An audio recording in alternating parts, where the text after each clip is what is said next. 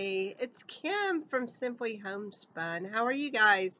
It's been a long time since I've podcasted, and I'm sorry for that, but I've just life happens and been busy with homeschooling, and I have been recently inundated with dog hair to spin for customers, which is a blessing because I was able to quit my part-time job and do my spinning full-time, which is what I've been praying about. So, but I've been doing a lot of the dog hair and just staying busy um, with that and schooling. That's basically seems like what I do. But summer has arrived in Tennessee. It seems like it's just today is a beautiful day. It's probably 80 and sunny, and my son and I planted um, some of our garden today, and we're going to finish it up this evening. But I wanted to do a podcast. I did a podcast last week, and I had my sound muted on the computer and no sound. So I'm like, so anyway, today I have sound, I'm sure. And so I just wanted to um, give you a little update about what's going on yarn wise. My Etsy shop, I haven't put too much new in, but I'm getting ready. I'm excited about this. I'm starting a partnership. I was contacted by a representative from Project Amigo, and what they do is provide blankets for families of their students. And I think it's Colima. Hold on, I've got it right here. Colima, Mexico.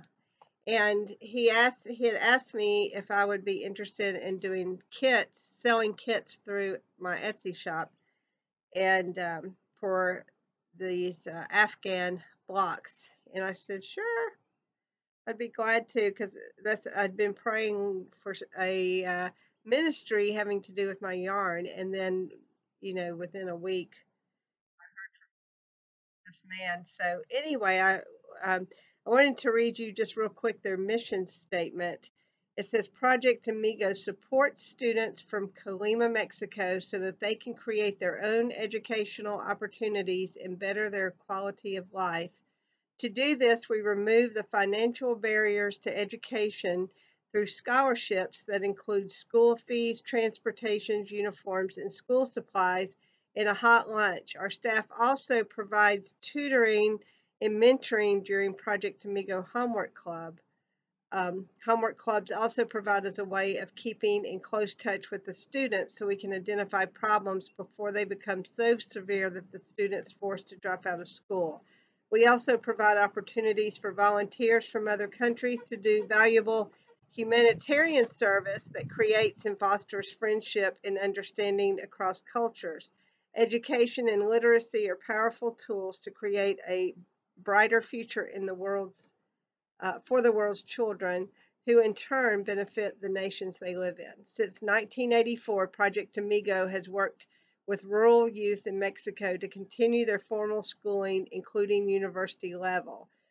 Um, so, this organization provides blankets for one of their things. They provide blankets for the families of their students. And this is Dr. Ward is the one who contacted me, but he will take these squares, and I did one, and it took as long as the Bakery Bears podcast. I was watching Bakery Bears, and I haven't woven in my ends, but got gold spun in. But anyway, I just whipped up the square. I don't know how well you can see it, but it's got some patterning on it. And it's just purl and knit. That's it. And so anyway, so you do the square, you send it to him, and then he has a lot of volunteers that sew all of the squares together to make big afghans. So what I'm going to do is you only need 30 yards of yarn to make a square. Is maybe couple up my minis into a kit to make 4 or 5 squares, and then send the pattern as you order it and the information on where to send the squares. But it will, that's to keep kids and families warm, so that's awesome. If you go onto the website projectamigo.org, you can see, I believe they have, well, I'll have pictures of the Afghan in my, as one of the pictures in my Etsy listing, so you can kind of see what that looks like. So that's an exciting new thing that Simply Homespun's doing as a ministry. And my works in progress are still many. Over the holiday, I finished, I had spun some, I think I showed this. I didn't watch my last episode right before this one, so I don't know what I showed, but I had spun some gold and white in Stellina, not Stellina, Angelina. And I had made that into a bat and then spun some yarn for my daughter. My oldest daughter wanted a hat. She's a Vanderbilt fan, and so we went with the gold and just a cream color. And the hat was awesome. I started off doing a sockhead hat, but then she had seen the ponytail hats and she liked that, so I made it into a ponytail hat.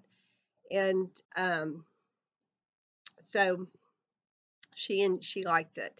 I used some of my hand spun, and then I used some white wool I had as the bulk of the hat. And then I made her some hand warmers and out of it. And so I have a little bit more, so I'm thinking maybe do her some socks, because I have discovered the joy of Haya Haya sharps. I love them. I started these socks. I've got these socks. These are socks that I had started doing the magic loop. They're actually Mina's 2 at a time socks from Mina Phillips of Knitting Expat podcast. And so I started on the 2 at a time on these double points, or not double point, on these circular needles. Well, there is a big bump coming from the cord to the needle, and like right now, see, I can't get it over. So I had to, I was constantly just doing these one at a time, and I'm like, okay, this is not working for me. So I took off one and put it on double points, and so I'm knitting this one on double points, and it was so much easier. Actually, these were cuffed down, so, and the heel was a German short row heel, and I totally messed that up. But it does fit my little girl, so she's the one who's gonna have these socks. So, but anyway, I'm almost to the toe, and but in the meantime, So Sweet Violet is doing a bee KAL knit along, and it's Be Happy, and it's a honeybee themed. And so I wanted to do these socks, and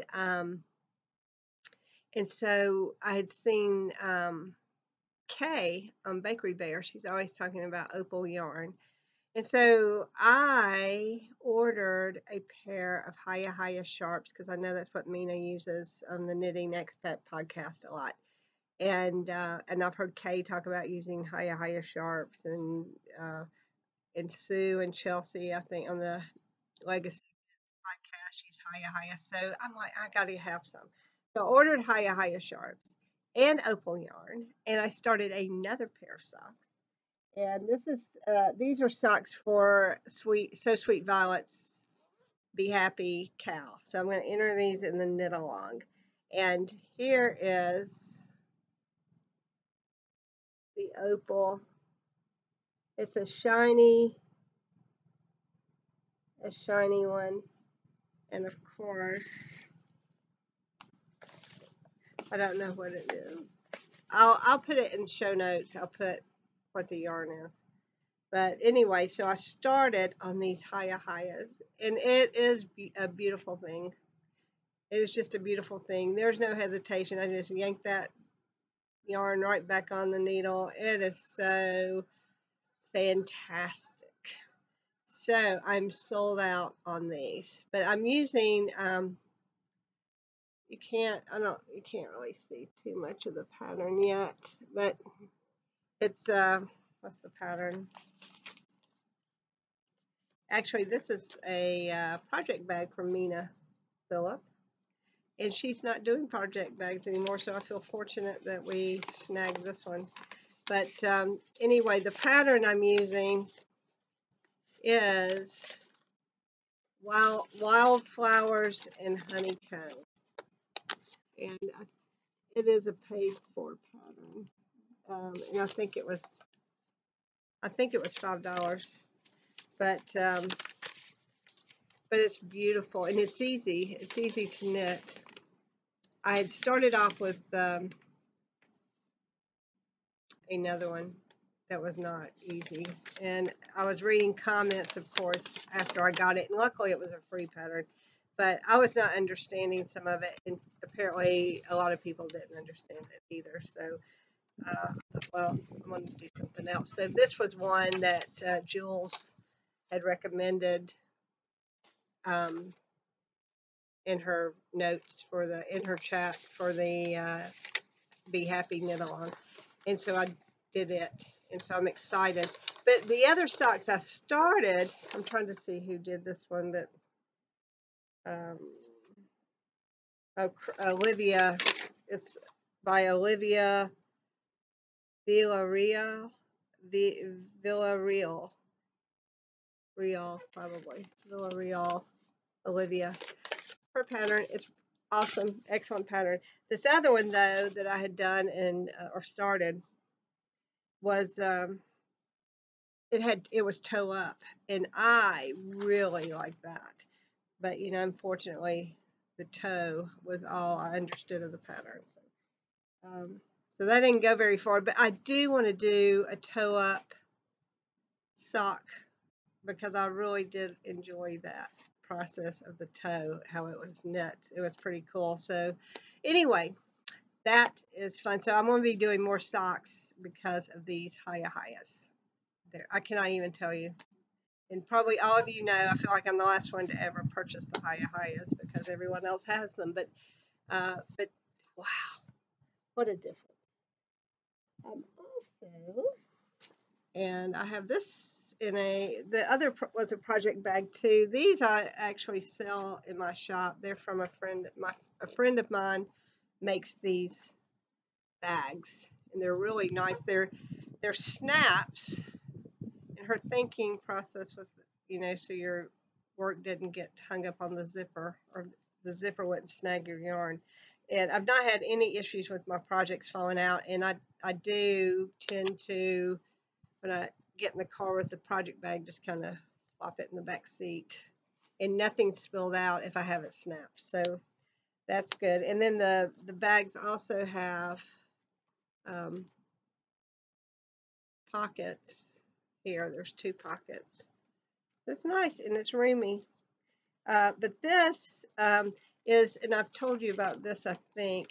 It's a crocheted blanket called Sunshine, and it's got You Are My Sunshine blocks, but it's all blocks. And I don't crochet, but this was just a single crochet and a popcorn stitch, and so I thought, well, I could handle that. So anyway, I started, I've got 1.5. This was one of the blocks here. Can you see that? And the little popcorns. It seemed like the lighting would be good, but now I'm not so sure. because there's a glare on my screen. There might not be when you watch it. But so that's one block, and I'm doing them. I had, from when I had a brick and mortar shop, I had a lot of the Lion brand baby wool.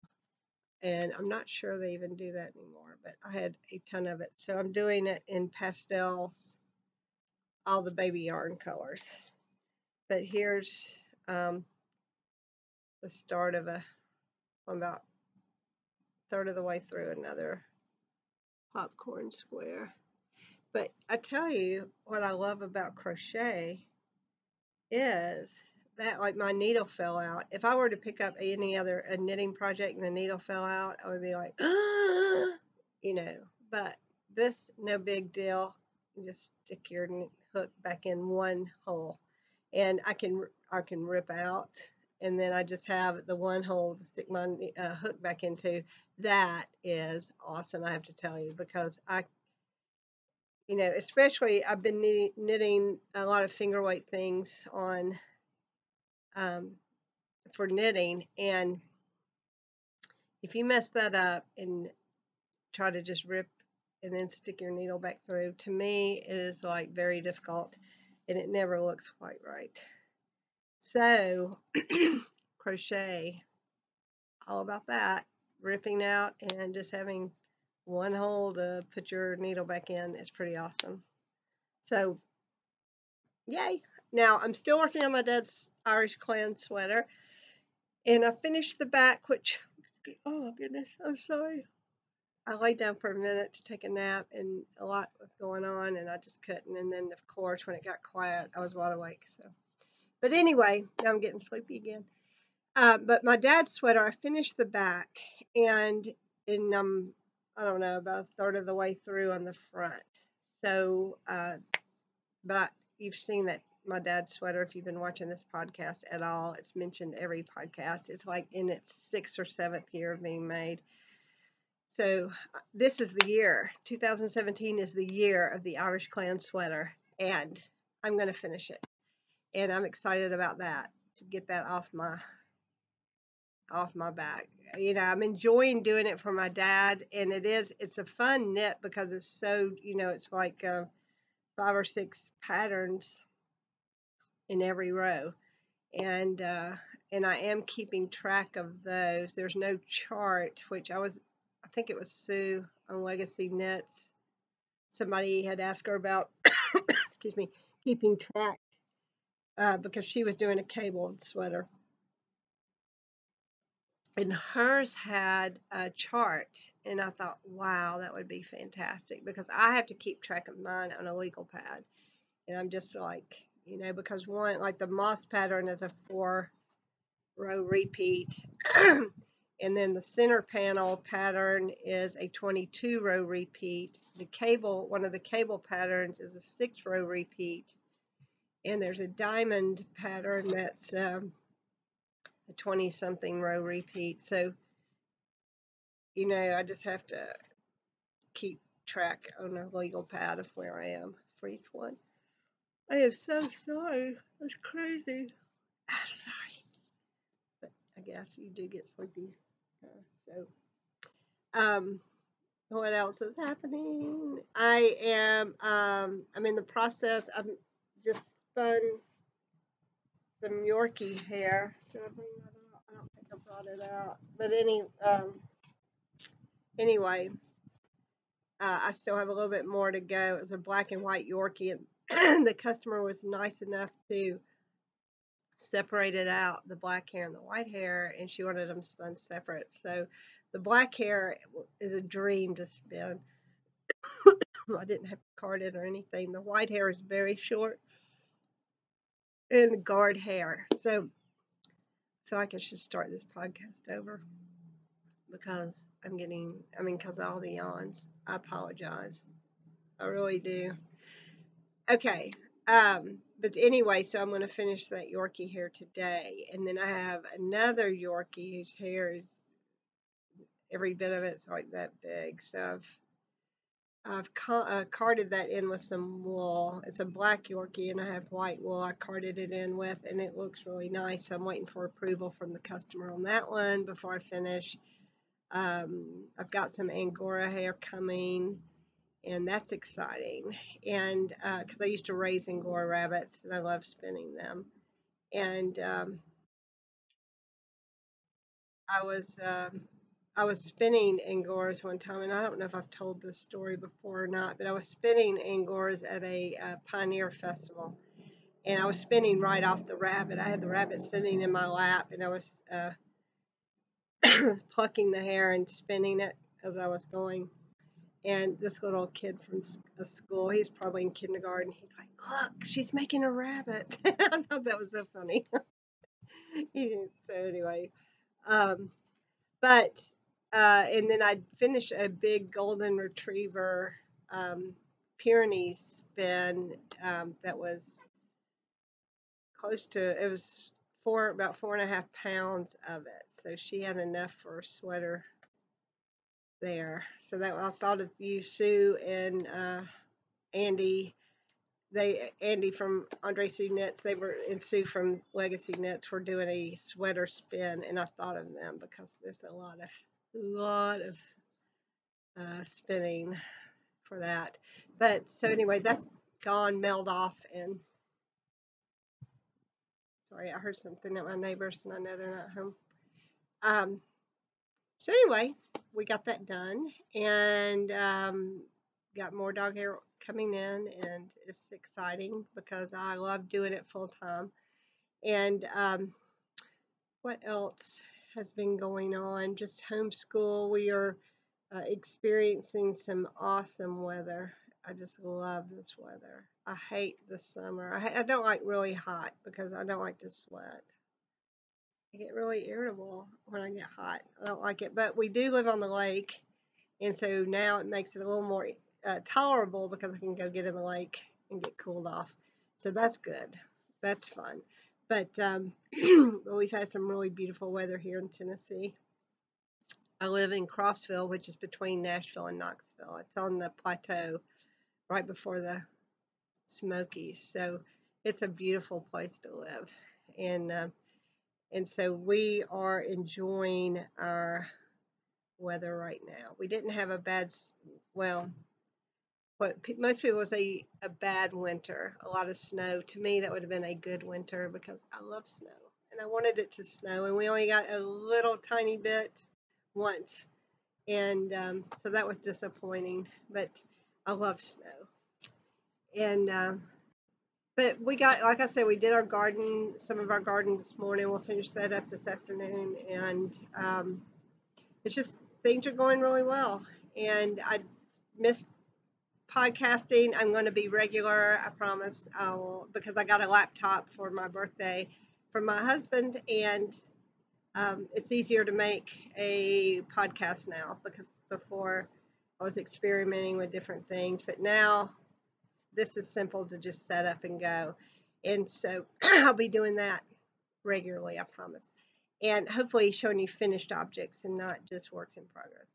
But the other thing I was gonna I was gonna say is it's gone. It is gone. Gone. Okay. Anyway, it couldn't have been important. No. Um. So, never mind. Now I really want to re-record this whole thing, but I'm human, and now you're seeing me as I am. Just sometimes spacey. I have no idea what I was going to say. I'm going to be back into spinning and getting some more things in my shop. Um, right now, I've got a lot of minis in there, and I've got some yarn. Um, and then I also am an Ashford dealer, so I carry the Ashford spinning wheels and looms and carders in my shop. And but this year, I'm going to start. I hope to start weaving some more. My husband weaves, and it's just not. I hate warping the loom, and that's, I think, why I don't weave, because it's just a tedious process. To spin, you just sit down and start spinning. To knit, you just sit down and start knitting. With weaving, there's a lot of preparation, and that's just tedious. Even on the like just a rigid heddle. My husband has a big loom, you know, that you have to go through all the little threads and everything. But the rigid heddle's a little easier, but still I just hate the process of it. I don't know. But I love to weave. So once I get it set up, I do enjoy that. It's kind of like a jigsaw puzzle. You never want to separate the pieces and then spread them all out, but you like working it. Same with weaving. Don't like the prep work, but I love to actually do the weaving. So, but I had seen some really awesome weavings using art yarn, and um, it was really neat. So I wanted to try some of that. But that's just on my bucket list of things to do. And also, I want to do color work more like Fair Isle this year. And I was watching the California podcast. If you have not seen that, you should watch it because it is so beautiful. I don't know her name. I do know her name, but of course, I can't think of it. But she does the most beautiful, like Icelandic knitting, and uh, it's amazing. They don't, it's she and her husband on the podcast, and they don't speak English, but they're really, you don't even notice. I mean, it's just her work is so beautiful. But, uh, but they do have subtitles. But I noticed in a podcast or two ago, part of it was no subtitles, and I had no idea what they were saying, but it was still an interesting podcast just because they have good chemistry, and also you can just see her work, and it's so pretty. But that's an awesome podcast. Check that out. But that's the kind of thing I want to try to do. I've done double knitting before, and I do like that. And but I would love to do some Fair Isle and just get some patterning going, and that would be fun. A design.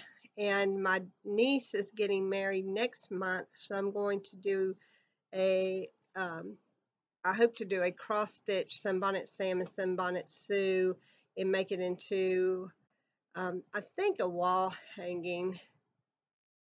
I can't decide between a wall hanging and a pillow, um, but that's just an old-fashioned cross stitch embroidery thing. And so that I should have progress done next week, and I'll show you that because the wedding's May 27th. And I also want to do some embroidery. I started a fiber group. It's called Fiber Friends. We live in a resort area, Lake Tansy here in Crossville. And so I started a fiber group for Lake Tansy.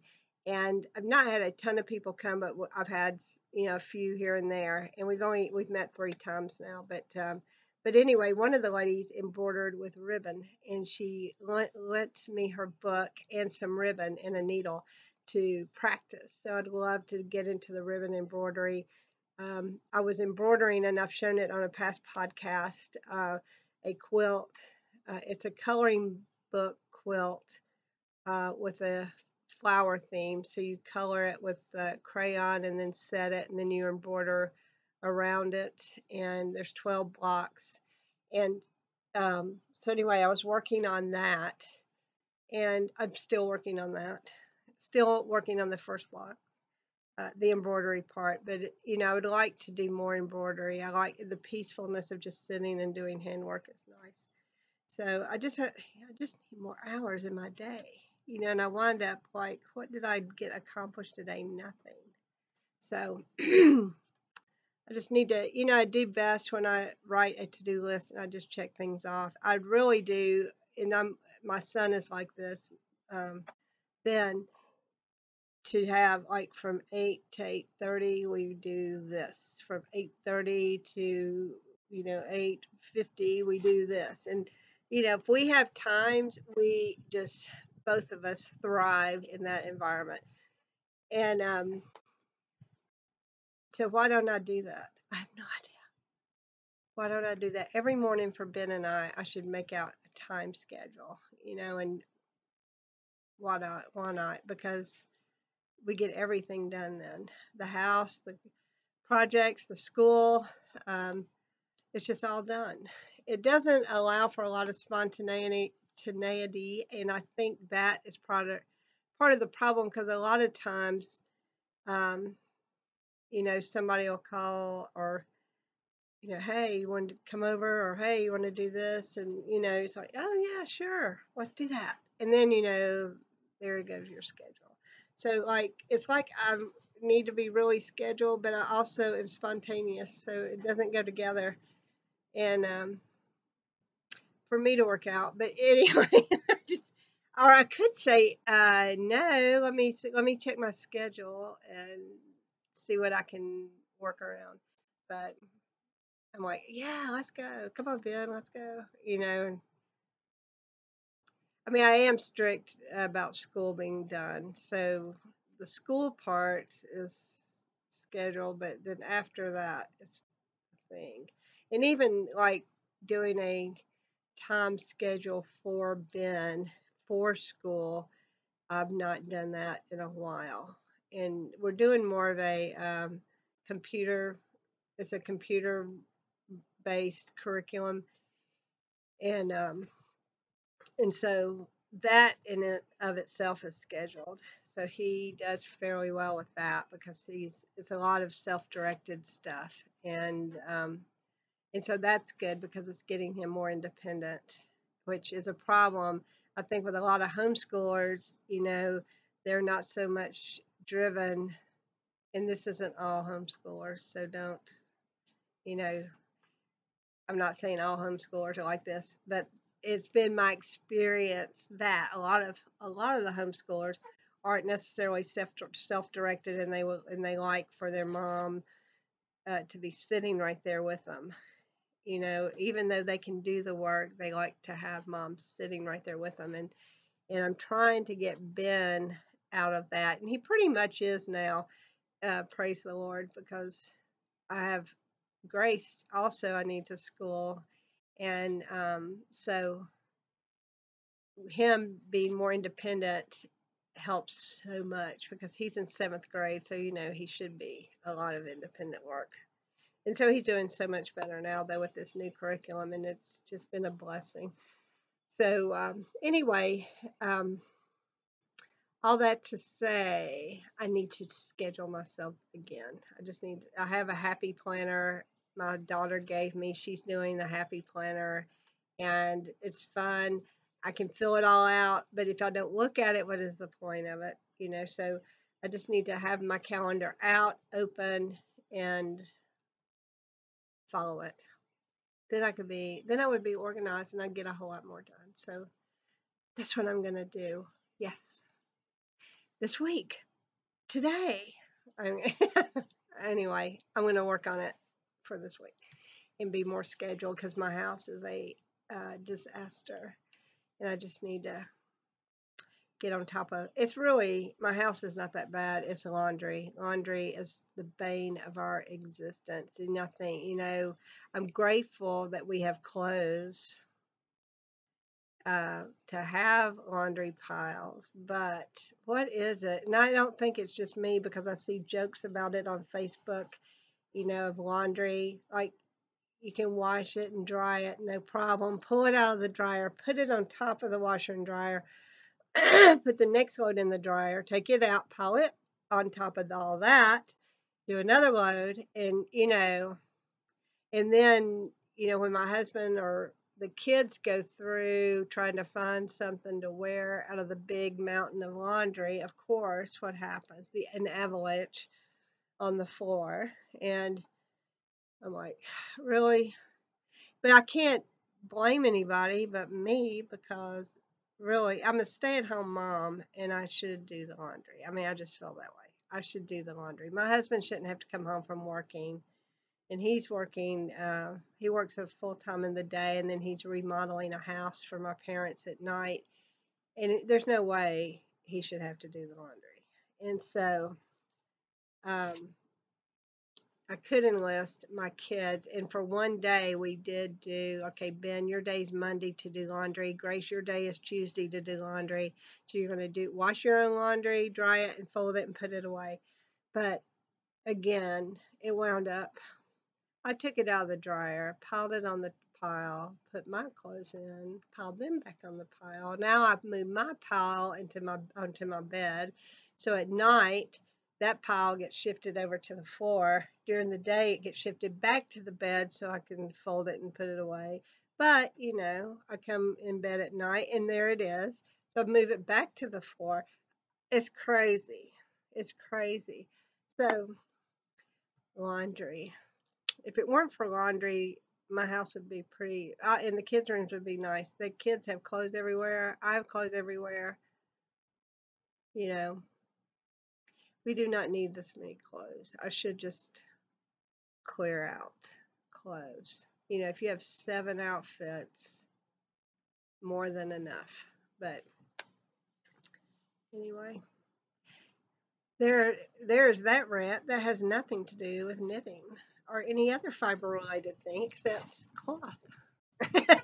So anyway, um, just laundry. Laundry will be my goal to get on top of and stay on top of.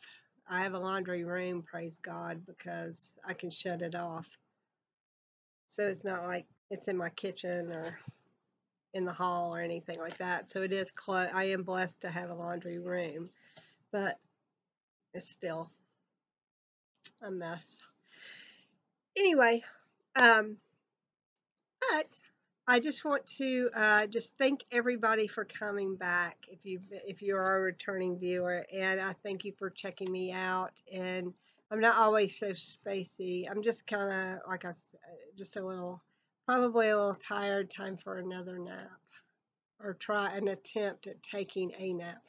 Um, Oh, the other exciting thing is Dan and Kay Jones from Bakery Bears have started a new magazine, Knitability.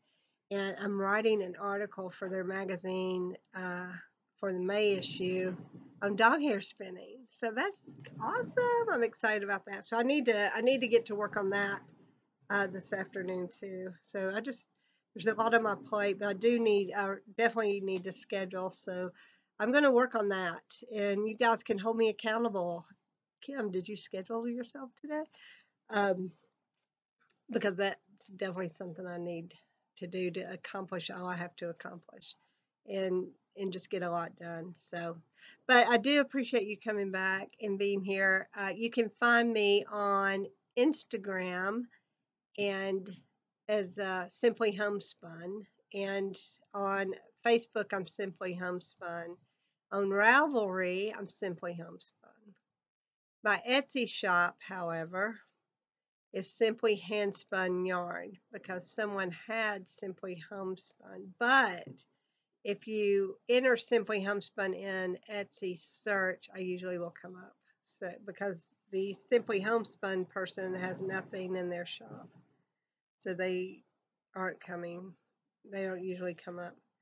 But and then on I don't really Twitter. I have a Twitter account, Simply Homespun One, but I don't really Twitter at all.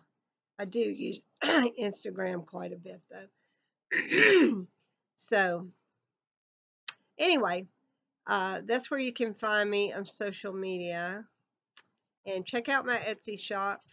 Everything I have in there. Excuse me. Here it comes.